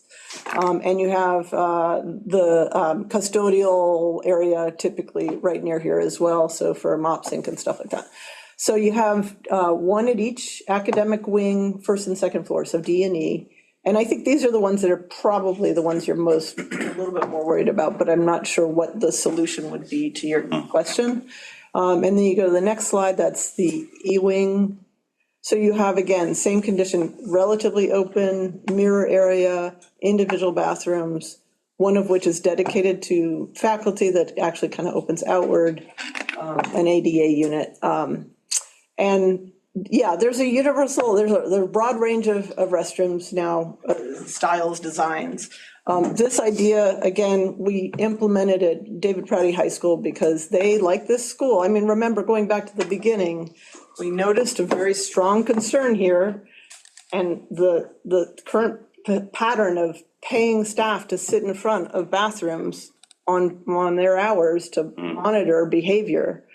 And a lot of that has to do with group bathrooms with closed doors and students going into them and then not being able to control. So it's also important to know that there's a camera located in this sort of at the end point here that allows you to have surveillance of the doors. So if something happens in a bathroom, you would be able to know who was the person who was last in that room. So it's a reality that you have a very different type of school than you do. Even if it's a snack. You know? So not inside the bathrooms, but in the general area, and you have cameras along the hallways as well. So get that those are all kind of features of this that I think are important. And again, going back to the beginning, it's really, I mean, as designers, just as a whole, you know. May I go all the way back? No, I think we're good here. We can stop here. This gives people the general. But as a whole, just in every school, we try really, really hard to be as inclusive as we can be. And there are going to be things in the school that you're going to see and not even know that we thought about. There's going to be, you know, tactile signatures at the bottom of the stairs for students who have vision impairment because we want them to feel included. So we have chosen a pattern on the floors that is hopefully students with autism are not going to read. So those are all just kind of part of the effort on our part to be as inclusive as possible. And as you recall, part of the bathroom design was about inclusivity and not having students who are in that awkward phase of their adolescence and are uncomfortable with a gendered design feel like they have to make that choice. So providing them not the stigmatized experience of having to go to the A wing, to the bathroom that's been dedicated to them, and making it instead universal that everybody can choose wherever they are. So that was the thinking that you guys went through. And I mean, it's still good thinking. I think the concern was, and correct me if I'm wrong, Frank, currently, and we don't have as many, obviously, currently gender neutral bathrooms that will be as we have here. But none of our female students use the gender neutral bathrooms. And the one that we have is predominantly used by our male students. So we didn't want to inadvertently cause our female students now to be having to go to the. So the concern is that when they're all gender neutral and they're all individual. Yeah, are they going to stop using them? Are they going to go to the gang bathroom? Yeah, so that all the female students are heading down. The alternative is just a signage issue, right? Like there's no. The alternative is designating. Well, designate, yeah. Which you could address after the fact if there's an issue. You could, yeah. Well, so like, could we just have the signs made and just not put them up? And then when we're actually in practice, if it's an issue, then we can put the signs up? Could I propose bathroom etiquette signs that I found online? Well, now that we have cameras, we can actually catch them. Seriously, just like teaching kids how to clean up. I just want to understand, because our goal is to understand, because I think the original conversation Frank brought up was, can we make, you know, a D wing second floor female, E wing male, which means that if you don't identify with either, you're out of luck, right? Right. So that's one option. The other was, which seemed problematic. The other was to, I guess I assumed the option might be to do female, female, female, female neutral, you know, in this cluster. Can we say that again? I'm sorry.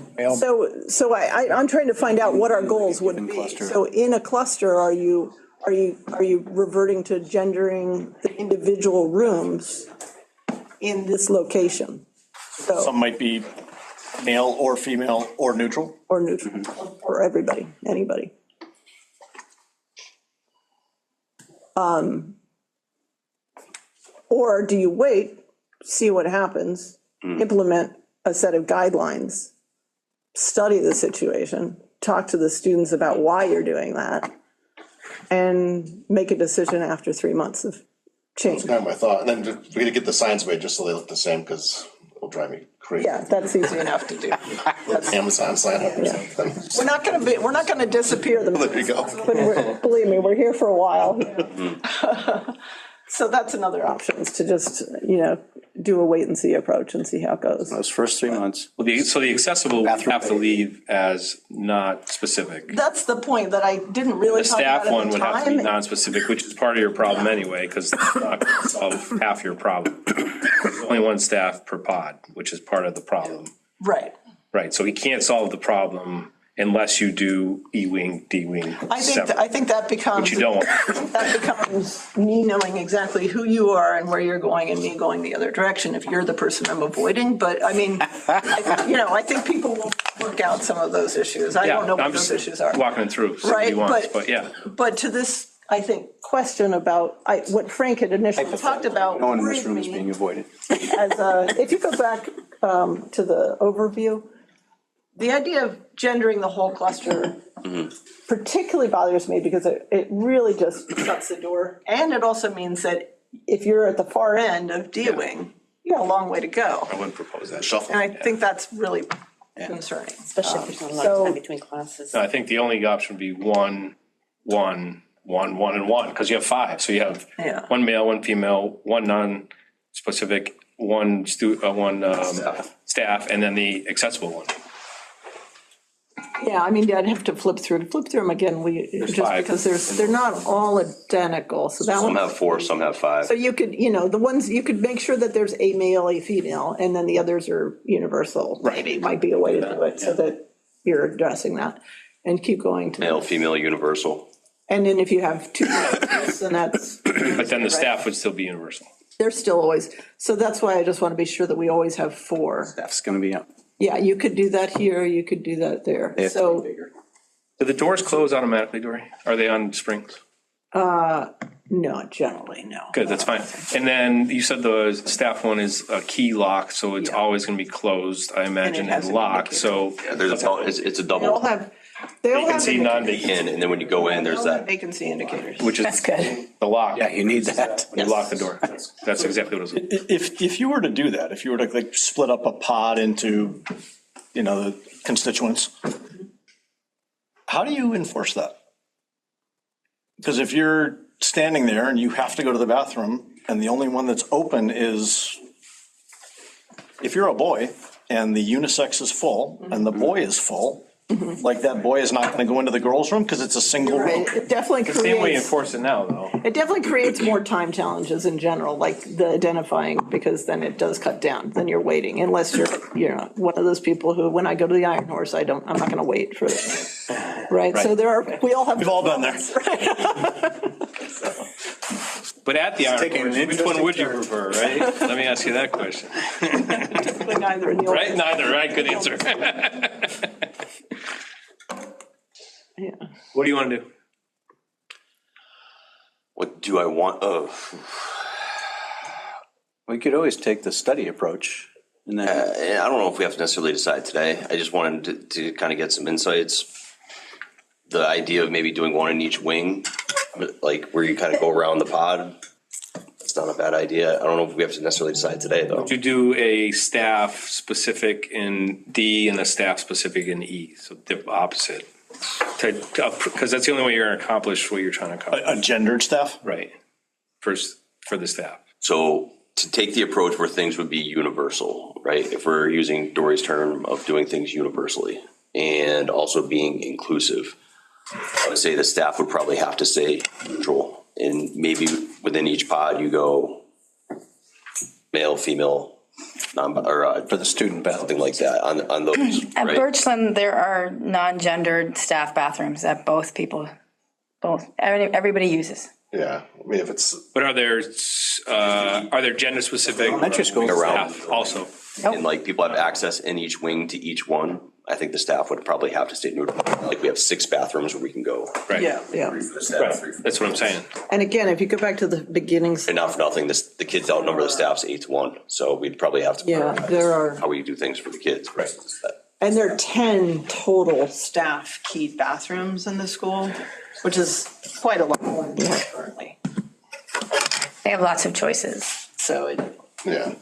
You don't want to follow Gordon in the bathroom, just use the other one. I won't even be you here. won't be there.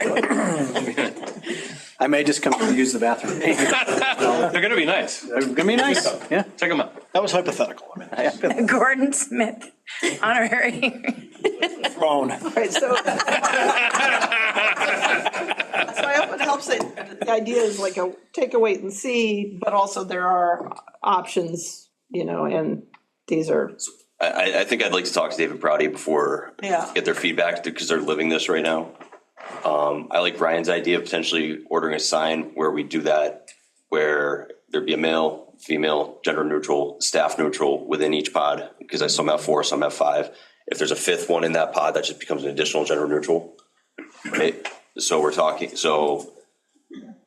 one male, one female, and then gender neutrals for everything else. And one of it blows up, it's, less than an hour to fix it. Yeah, then you have signs for that, but that ensures. Emergency. You must gender the bathrooms right now. But that ensures that you have access in each wing, to your point, Dory, where somebody who might be unsure how they might identify has access in all the wings to go. But then at the same time, if I am a male, I have access in each wing. If I am a female, I have access in each pod in each wing. So once you have your conversation, why don't we bring it back another time? Because I think if we're going to go a route, we should go a route. And that might be the route, but have your conversation. Well, and what I'm hearing also is just if you have that conversation and that still feel that way, then all you'd be asking for is, I believe it would be specializing 6 signs really, because we've got the A wing, 8 9 10, because you do the 4 wings plus do the same in A wing. Yep. Right? Yep. I guess you could do the same in A. I was going to leave A is all. Well, you've got kind of off the beat. student. It's not going to be a high traffic area, but if you wanted to do A that way. You have chorus and band back there. So you're really using it for the Yeah, fields? you still have a lot of students. Yeah, there's students back there. Yeah, okay. It's a goal, so. Yeah, so all 5. Along the way. Cluster. What's that? Consistency all the way. Yeah. So, okay. Okay. I'm going to also. Never want to make a decision in the moment. I just want to Oh, Greg's also, like. I'm the same way, Frank. Side, but. I want to also look at that in relation to the plumbing code. I think that's, trying to identify everything, I think we would create problems, but I think if it limits to that, from a code perspective, I think that would work out, but. Do you feel that this, We'll bring it up. do you feel like this falls within the vision of the design team? Just be honest with me. Yeah, No, it doesn't. It's completely different. I mean, call it what it is. I think there is the reality that every change creates consequence. So it does become like that possibility that, are you creating queuing? Like a weird thing about the plumbing code is it's designed around time. Yeah. And how long it takes people to move. And we've provided more, because we're provided more, I feel it's probably viable. We want to be sure that this works, but we just don't want to be sure that we make this harder for any subset of students or faculty than it has to be. And the flip side of, I couldn't get to class on time because I was waiting for the female bathroom. Right. Yeah. I was saying to Frank also that when the school opens, I hope to have an opportunity to address the students about the design. Yes. We're going to be holding class assemblies for all 4 grades because we know all routines and traffic patterns and schedules are going to be entirely different. How to navigate lunchtime, how to navigate passing time, how to navigate the bathrooms, how to navigate all classes. First days of. Where to find people, so we typically don't hold meetings to that level. We'll talk about the code of conduct. Here's what happens when you're targeting school, stuff like that. But there's going to have to be specific meetings just to how to navigate, access the spaces that we have, because everything's going to be different. And there's going to be stuff that I'm not even going to be sure exactly how we're going to do it until we're actually in it this summer and we can start walking the building and make some of those decisions. It's passing time between classes. Yeah. 4 minutes. See if you got to be able to get through the building in 4 minutes. And use the bathroom. Time is a big issue. Yeah. Use the bathroom. That was another concern about the bathroom, just being sure people aren't. A 4-minute story. Okay. Well, thank you. All right, where am I now? Just a reminder, the Zoom has to be available at 5, so there's 19 minutes left. Okay, Who's up next? Moving right along, Fontaine. moving right along. Ah, Board of Health. And then Conservation Commission, it's Wednesdays. They don't even come in for a meeting. Sorry. And do you have to move, Jamie, to another place? Like, we have to be logged out at 5. Oh, License. okay. So we gotta get move there. fast. Are we good? FBI, what do you think? So just in general, you can kind of skip for this because no one can really read that. Yeah, so just in general, there we are right now, right? We're in the pool now, the pool walls are going up in the pool.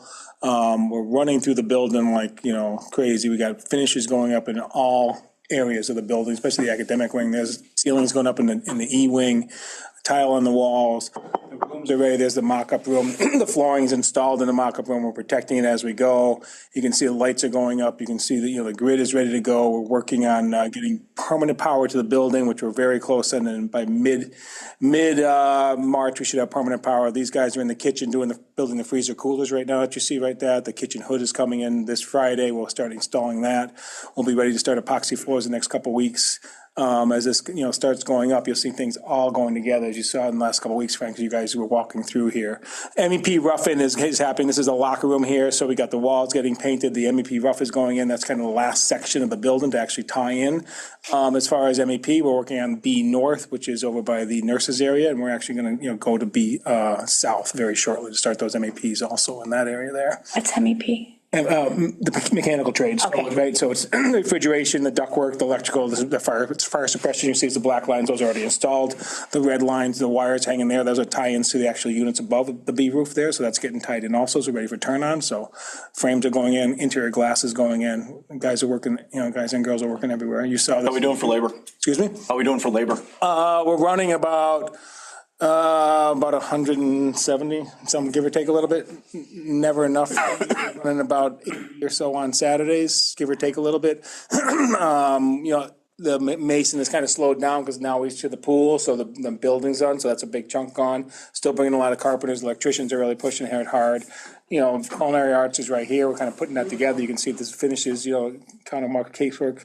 That's a polished concrete floor that'll be kind of done last. So really kind of pushing the finished trades. The doors will be coming in another month. End of the month will be coming for overhead basketball equipment and stuff for the gym will be showing up. So that's shipping end of the month. We get that going there. So all that there is just kind of moving forward in a lightning speed. So some of the casework, teacher planning rooms, stuff like that, all going together, walls getting painted. You see lights going in. We're still receiving lights on a daily basis, so as they go in, we're separating and trying to put them in the best we can is where they're going. So all of that's a good moving part. You can see the finishes. That's one of the bathroom areas right there, right? So that's the floor between the bathrooms. The bathrooms, you can see they're all done. Tiles are in there. Are those grouted yet? Those are grouted, done, polished there, yep. So that, yep. You can walk on them? We can walk on them. We've covered them right now. So that's the tile part. The floor, as far as the linoleum, the floorboard going down the floor will be done last on the corridors. We kind of tie in all the rooms first and then bring it down to kind of clean it up. The first flooring you put down? There's flooring there. There's flooring going on in E. It's in a few places for tile floor. Yep. And there's a typical bathroom. Yep. Going through. We're kind of waiting for some of the lights. That's the pool, right? So we started in the pool. Masonry walls are going up in the pool area. And then, like I said, we're actually working. We've tried twice to deliver the material for the roof. Had to postpone it twice because of the snow, but hopefully it'll be here shortly. We're melting the snow as we. That's the locker rooms, Mark? That is the pool locker room area. Looking towards that. Yeah, looking towards the You stadium. have a picture of the pool in here? We do not have a picture. Dying to see that. Yeah, it's getting there. We're starting the parapets on the top. If you drive by, you can see the parapets on the top. That's going now. Again, we've tried to deliver the insulation twice now, and just both times we had to cancel it. So hopefully it'll be, next couple of weeks we'll get it on the roof and start putting the roof on. But we can start the block inside and stuff like that. So we're working, everything we can do, we're doing. And you can see we talked about earlier. I think the next is probably the press box. Is one of those. Missed it? I don't know how. Okay. So yeah, so press box got dropped and we're working on that there too. Ramp's going up and that's pretty much done. And the ramp only comes down the backside, huh? I thought it was gonna wrap around to the front. No, well, the ramp to the bleachers stay the same, but the one just goes to the press box, just go back to one. Yep. Yep. And we'll have that powered shortly because that's part of the power we already have at the stadium. So that we'll have that power in the next couple of weeks.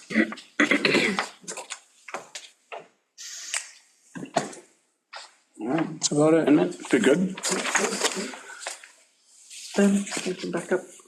Oh, yeah, sure. So, or you can go into the specifics with the proposals, but we did receive, or we will be receiving JWA's amendment number 6. So far we have, Skanska has reviewed every one of the proposals that you see on the screen here, as have Gordon and Steve, and we're hoping today to get approval for this amendment number 6 to increase JWA's contract by $96,250.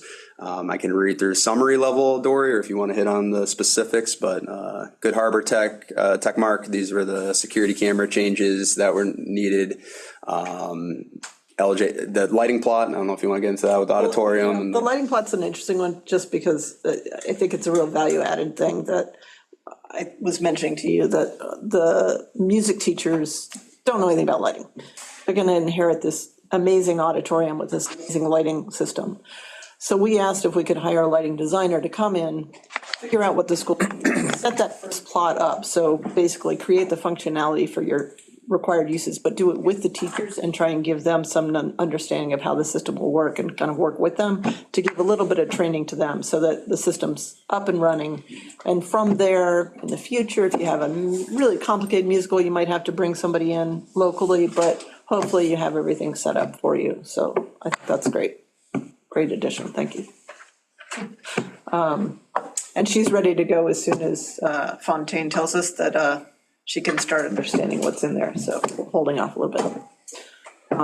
Geotech services. Just keep going, yeah, that's just addition on top of their base, what we thought. So this is, again, I should have started by setting the stage. So this will be an amendment to JWA's contract. However, this doesn't really, we already have an allotment for reimbursable expenses under the design contract for these kind of things. So really you aren't taking this from anywhere. This is already allotted for in the budget. So it's really just approving it. Formalizing it. Yeah, formalizing it. Yeah, so we have Stafura. This is something that I think the whole project team thought was necessary and that we will all benefit from. Stafura has been our consultant for the FF&E. They've been great. They've been fantastic. Specifically, Abby has been super helpful. And so what their base services, their scope doesn't include delivery coordination for FF&E. And so in talking with Fontaine, talking about what, everything's going to look like at that timing, at that time, see the benefit of having Stafura here on site every single day that deliveries are here. We try to organize through all the information we put out in the documents to make our lives as simple as possible, make sure that, deliveries are coming in as we expect them, that they're following Fontaine's safety procedures and what have you.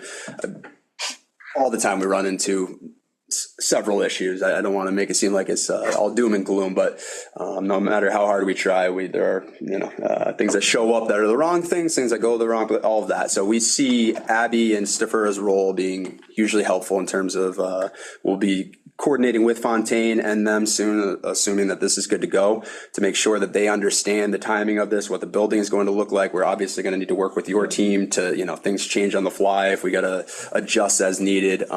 Sounds like that's Stafura is on board with that, so we'll meet with them, make sure that's the case. But again, this is really having their on-site representation every single day. Whoever that rep is will be, confirming, signing off on all of the slips, and then also the invoicing that's coming into the town, which Skanska will look over, and will also be a part of this FF&E kind of delivery, the whole situation. But I think that we need their expertise in this. So, what does that represent for a duration? Approximate. Top of my head, I think it was like 6 weeks, 8 weeks? 6 days, really, window's small, but, they know what they ordered, it's gonna come in. I think it's a great idea that they know, okay, I got 52. For money, I'm just curious. Money for to kind of coordinate, and then we'll, like Ben says, we'll coordinate with whether they need something or access or staging areas. That's the part we'll coordinate, but they know what they get, right? And the deliveries, like to Ben's point, your over-the-road truckers never come in at the right time. So we'll coordinate that with them, but then we know what's coming in and they know how to look. Okay, we're getting 35 of these. We're supposed to get 38 or whatever it is. You'll know, the town will know that is taken care of. It's short money for what it's worth in the real world. What's the last one? The So this is SMMA, Mass Save Energy Verification Coordination. So this is what I alluded to earlier about the verification component of your guys' incentive. So SMMA's team will work to put that information together. Basically, it is verification. I think it's at like 2 months, 6 months, 8 months. They have to basically take the data from the building and it's meeting your. Is that it in its entirety? I thought the number you mentioned earlier was significantly higher. Maybe I misheard you. No, that's the number for the verification services. So this is just for the engineer, for SMMA to do the design work, the engineering services as part of this verification closeout. The total value of the Mass Save incentive is what you're looking for? Is that what you're asking? No, I thought when you had mentioned earlier about SMMA, and I agreed it makes sense, I thought it was a much higher number, so maybe I just misunderstood you. You mean to pay for the engineering or what we're getting back? Pay 26 grand to get back $1 million? Yeah. Okay. And you have to, to my knowledge, that the owner can, and it could be somebody from the district, but you have to assemble this verification team essentially through the Mass Save. So there does need to be that design or that designated engineer. There's pots of money, right? And the 1.3, is the design side, which they've signed off on, and that's what we got. It's there's the verification is tied to how well it does in functionality as a kind of a post-op. It's like testing out your lead cert. Yeah, and they're willing to give you the money, but they're not willing to spend any time. I just want to get to that cutter in the art displays. Yeah. That's what I'm It's still saying. worth it. It's not as big a number in the end, what you get back, but it's still worth it in the whole. You had one other more thing that I wanted to get to before. Oh, sure. Security cameras, that's the intercoms? No. I'm sorry? The Good Harbor Tech Mark one, that goes No, back. this is previous. This is way back when we had a design plan and then we went through, based on the feedback of your security consultant, they wanted to change things, so we had to re-engineer, so they got a little bit of time. I'm going to interrupt just because Greg thankfully reminded me we got 7 minutes. So is there a motion to? Move to approve the JWA amendment number 6 in the amount of $96,150. Discussion, seeing none. Do we have people online still? We got Bruce? Bruce is there. Okay, good. Kim is there. They're beautiful. Okay. All right. Mr. Crucial? Yes. I'm a yes. Ms. Blair's gone. Mr. Page? Yes. Okay. Ms. Brown? Yes. Okay. Ms. Hill, I think, is gone. Mr. Fenny? Affirmative. All right. Ms. LeVar's gone. Mr. Thompson? Yes. Hey, Ms. Collins? Yes. And Mr. Quimby? Yes. Beautiful. Excellent. Thank you for the reminder. No, we have one more thing I want to. Yeah, was there something from our meeting with DPW that you guys says was time sensitive that we needed to bring up? I think that what you're referring to is the EV charger discussion that I brought up. Yeah. What I'd like to do is maybe table that and bring that up outside of this meeting and then maybe revisit it at our next SBC meeting. Only because Tom's not online right now, and I think between what we talked about with Bruce, I don't know that we'll get any progress on top of that. So Okay. I just didn't know if how how time sensitive it was. Yeah, I appreciate that, but I think we're the next month we want a little bit of feedback there, but I think we can work that out in other channels here. Gotcha. Do we want to move this open house? What's the cutter you want to present on in the art display? It's just So there are a couple. Oh, sorry guys, if I didn't mean to. Go ahead. 5 minutes. 5 minutes. All right. Meeting not recorded, I'm not the official minutes. We'll finish up. This is it. We will get it done. Can we get 3 minutes? Are you good with 3 minutes, Jane? Yeah. Okay. Yeah, but the gear has to go too, so. Okay. So we have recently completed another small set of POs for some additional equipment that was not viable originally. Now we've got that sorted out. We added in the Keurigs, a few other things, so we're all locked there. But then, of course, the minute we locked, there were 2 other additional requests that came up. One was that the art faculty, I think this has to do with town budgeting and school budgets and things. Art faculty were asking for temporary displays for artwork that would come out when they do their annual show and be in the lobby area, so they would be collapsible, fold up. We have a lot of wall-mounted display, but this was going to be deployable in a larger area. So they were looking to add that into the equipment costs. And then the graphics lab, we were salvaging the hydraulic paper cutter that's about 50 years old and weighs about as much as a tank.